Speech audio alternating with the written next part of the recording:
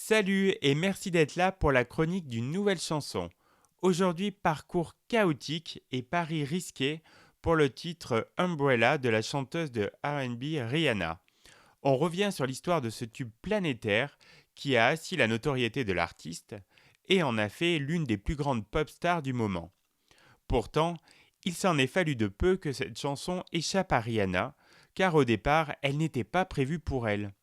Elle naît de la réunion en janvier 2007 de trois auteurs américains, The Dream, Christopher Stewart et Kurt Howell, qui travaillent sur de nouvelles compositions.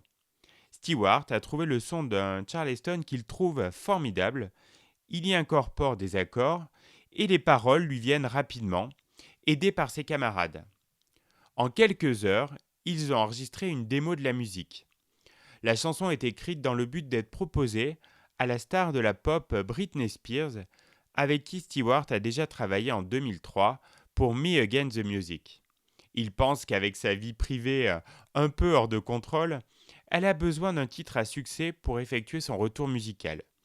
Toutefois, son label la refusera dès le début, affirmant qu'il possédait assez de titres pour le nouvel album.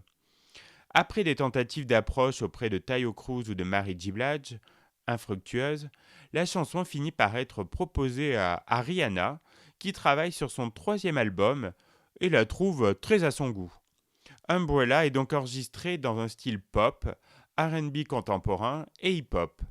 L'instrumentalisation est composée de nombreux synthétiseurs, utilisés notamment pour générer la ligne de basse. Parier sur le succès d'Umbrella était risqué.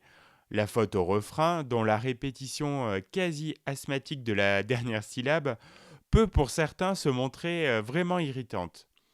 Pourtant, la chanson soutenue en intro par le rappeur Jay-Z et son couplet mémorable a su tout de suite se placer en haut des charts pour ne plus en bouger. Elle sera numéro 1 des classements allemands, australiens, canadiens, britanniques, américains, entre autres. La chanson reçoit aussi généralement de bonnes critiques de la presse. Le magazine Rolling Stone la classe à la troisième place des 100 meilleures chansons de 2007. Le vidéoclip d'Umbrella a fait couler aussi beaucoup d'encre. Rihanna a opéré un changement total de look et d'attitude. Elle arbore une nouvelle coupe de cheveux courte et noire, dansant, bravant la pluie en petite tenue ou le corps nu, entièrement peint en argent. À ce moment-là, il n'y avait plus de doute. La jeune fille sage de la Barbade avait laissé place à une femme de pouvoir.